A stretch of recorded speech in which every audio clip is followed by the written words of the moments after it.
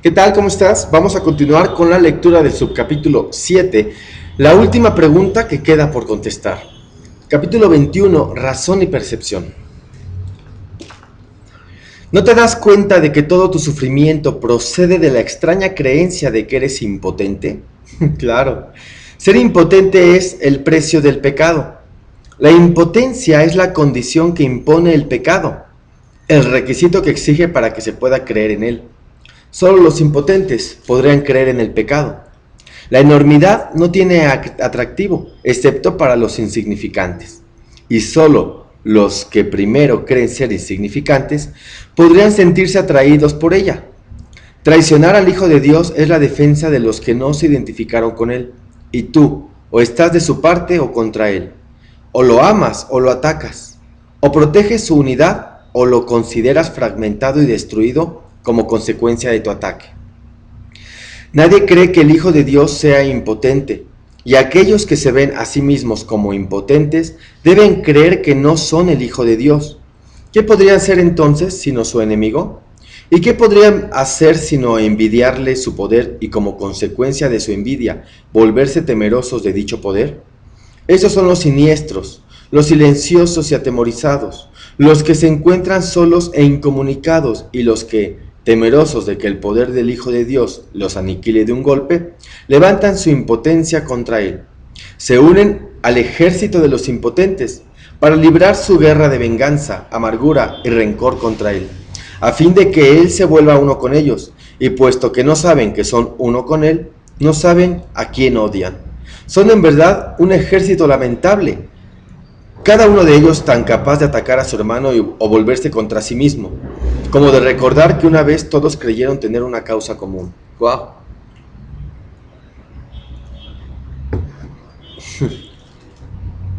Aquí nos acaban de explicar la historia del mundo. Guerra, guerra, guerras, guerras, guerras, guerras, muertes, muertes. Desde hace miles de años. Miles. Los siniestros dan la impresión de estar frenéticos, de ser vociferantes y fuertes, mas no saben quién es su enemigo, sino solo que lo odian. El odio los ha congregado, pero ellos no se han unido entre sí, pues si lo hubieran hecho no serían capaces de abrigar odio. ¡Wow! ¡Qué hermoso! ¡Wow! Entonces cuando odio algo, no me estoy uniendo. Entonces, odiarme es culparme. Si me culpo, me odio, y si me odio, no me uno. Y obviamente cuando siento odio hacia mí, pues no me siento unido a Dios ni a nada. Me siento separado. Culpa, otra vez. Culpa, siempre se asoma. El ejército de los impotentes se desbanda en presencia de la fortaleza. Los que son fuertes son incapaces de traicionar porque no tienen necesidad de tener sueños de poder ni de exteriorizarlos. ¿De qué manera puede actuar un ejército en sueños? De cualquier manera. Podría verse atacando con cualquier cosa. Los sueños son completamente irracionales. En ellos, una flor se puede convertir en una lanza envenenada, un niño en un gigante y un ratón puede rugir como un león. Y con la misma facilidad, el amor puede trocarse en odio. Eso no es un ejército, sino una casa de locos. Lo que parecen ser un ataque concertado no es más que no es más que un pandemonium. Claro, sin duda. El ejército de los impotentes es en verdad débil. No tiene armas ni enemigo. Puede ciertamente invadir el mundo y buscar un enemigo. Si hay palabras que no llegas a entender, dale pausa ahí y pon en Google la palabra o en traductor o en el diccionario o busca en el diccionario para que la encuentres. ¿Okay? Pero jamás podrá encontrar lo que no existe. Puede ciertamente soñar que encontró un enemigo, pero este cambia incluso mientras... ¡Ay! ¿Qué onda? Puede ciertamente soñar que encontró un enemigo, pero este cambia incluso mientras lo está atacando, de modo que corre de inmediato a buscarse otro, y nunca consigue cantar victoria. Y a medida que corre, se vuelve contra sí mismo, pensando que tuvo un pequeño atisbo del gran enemigo que siempre elude su ataque, asesino convirtiéndose en alguna otra cosa. Cuán traicionero parece ser ese enemigo, que cambia tanto que ni siquiera es posible reconocerlo. Varía mucho, ¿no? El odio, no obstante, tiene que tener un blanco. No se puede tener fe en el pecado sin un enemigo. ¿Quién, que cree en el pecado, podría atreverse a creer que no tiene enemigos? ¿Podría admitir que nadie lo hizo sentirse impotente?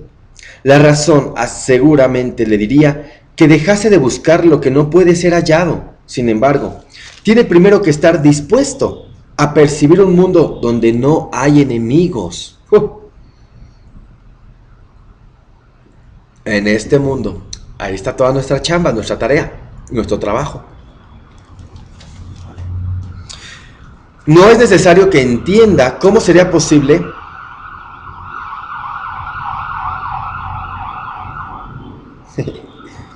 No es necesario que entienda cómo sería posible que él pudiese ver un mundo así.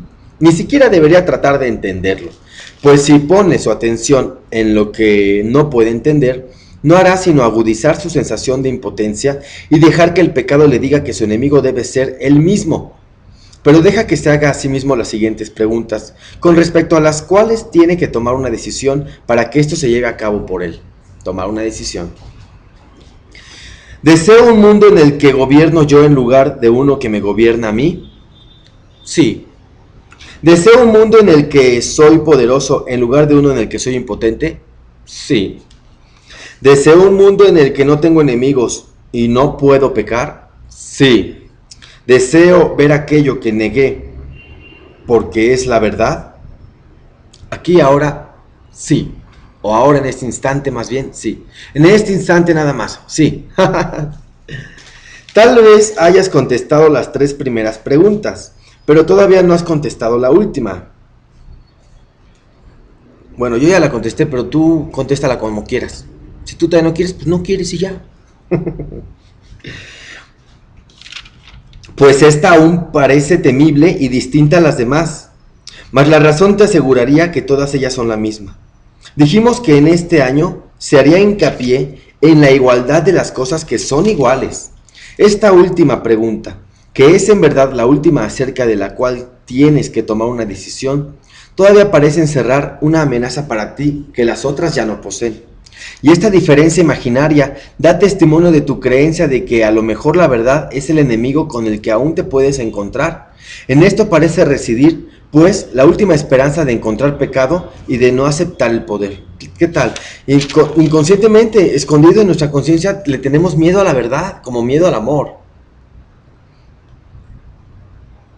Y deseo ver aquello que negué, porque es la verdad. Sí, sí deseo verlo, de corazón, sí deseo. No olvides que la elección entre el pecado y la verdad, o la impotencia y el poder, es la elección entre atacar y curar, pues la curación emana del poder y el ataque de la impotencia. Es imposible que quieras curar a quien atacas, y el que deseas que sane tiene que ser aquel que decidiste que estuviese a salvo del ataque. ¿Y qué otra cosa podría ser esta decisión sino la elección entre verle a través de los ojos del cuerpo o bien permitir que te sea revelado a través de la visión? La manera en que esta decisión da lugar a sus efectos no es tu problema, pero tú decides lo que quieres ver. Este es un curso acerca de causas, no de efectos. Ojo, no es el cuerpo a lo que nos referimos, es a la mente. Considera detenidamente qué respuesta vas a dar a esta última pregunta que todavía no has contestado y deja que la razón te diga que debe ser contestada y que su contestación reside en las otras 3. Te resultará evidente entonces que cuando observes los efectos del pecado en cualquiera de sus formas, lo único que necesitarías hacer es simplemente preguntarte a ti mismo lo siguiente: ¿es esto lo que quiero ver? ¿Es esto lo que deseo? Venga, qué lindo. Ok, cuando sientas el malestar del pecado, cuando sientas dolor, angustia, ira, rechazo, culpa, tienes que preguntarte esto: ¿es esto lo que quiero ver? ¿Es esto lo que deseo? Y contesta honestamente. Esta es tu única decisión, la base de lo que ocurre. No tiene nada que ver con la manera en que ocurre, pero sí con el por qué. Pues sobre esto tienes control. Y si eliges ver un mundo donde no tienes enemigos y donde no eres impotente, se te proveerán los medios para que los veas. ¡Wow! Gracias. ¿Por qué es tan importante esta última pregunta, la razón te dirá por qué. Es igual a las otras tres, salvo en lo que respecta al tiempo. Las otras son decisiones que puedes tomar, volverte atrás y luego volverlas a tomar. Pero la verdad es constante e implica un estado en el que las vacilaciones son imposibles. Puedes desear un mundo en el que tú gobiernas y no uno que te gobierne a ti, y luego cambiar de parecer.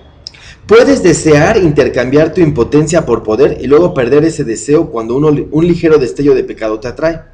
Y puedes desear ver un mundo incapaz de pecar y sin embargo permitir que un enemigo te tiente a usar los ojos del cuerpo y a cambiar de parecer. ¿Qué tal?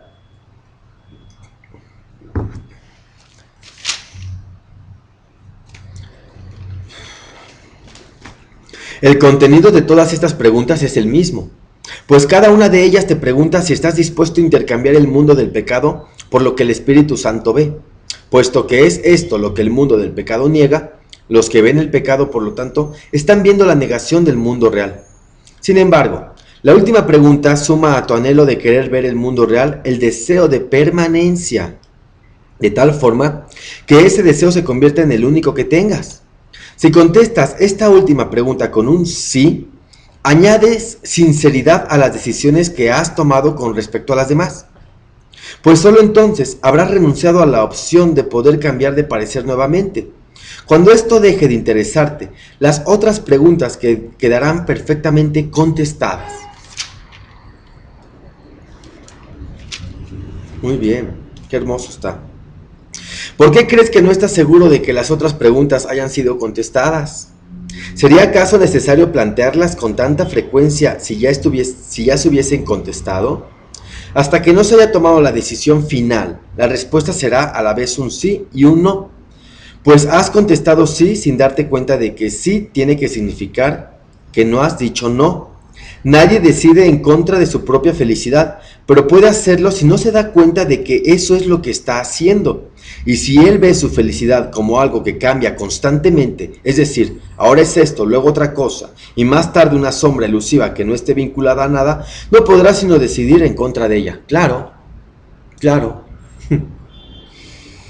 La felicidad elusiva, la que cambia de forma según el tiempo o el lugar, es una ilusión que no significa nada.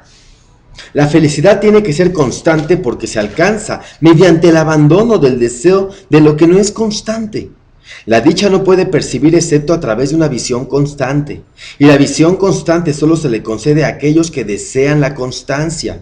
El poder del deseo del Hijo de Dios sigue siendo la prueba de que todo aquel que se considera a sí mismo impotente está equivocado. Desea lo que quieres, y eso será lo que contemplarás y creerás que es real. No hay nada en un solo pensamiento que esté desprovisto del poder de liberar o de matar, ni ninguno que pueda abandonar la mente del pensador o dejar de tener efectos sobre él. ¡Wow! ¡Qué hermoso! ¡Qué hermoso! ¿Sabes por qué? Porque aquí en este subcapítulo nos están invitando a que nos demos cuenta de que no sabemos lo que estamos deseando, que te hagas consciente de qué deseas de todo corazón. ¿Deseas la culpa de corazón? ¿Deseas la separación? ¿Deseas la pérdida? ¿El miedo a la muerte? Acuérdate que el temor a morir es el deseo a la muerte. El temor a perder es el deseo a perder. Acuérdate de que todo aquello que tienes miedo a que llegue y suceda es el deseo de que suceda y ni te das cuenta de que deseas eso. Tienes que hacerte consciente de qué estás deseando en tu mente. Y en ese momento decir, Espíritu Santo, ayúdame, tengo mi mente llena de cosas y de pensamientos que no sé qué hacen ahí. Ayúdame, por favor. Pero tienes que hacerte consciente de que estás deseando todo el tiempo ser un ego, ser miedo, ser dolor. Elige de nuevo, ¿ok? Te mando un beso y bendiciones. Te amo.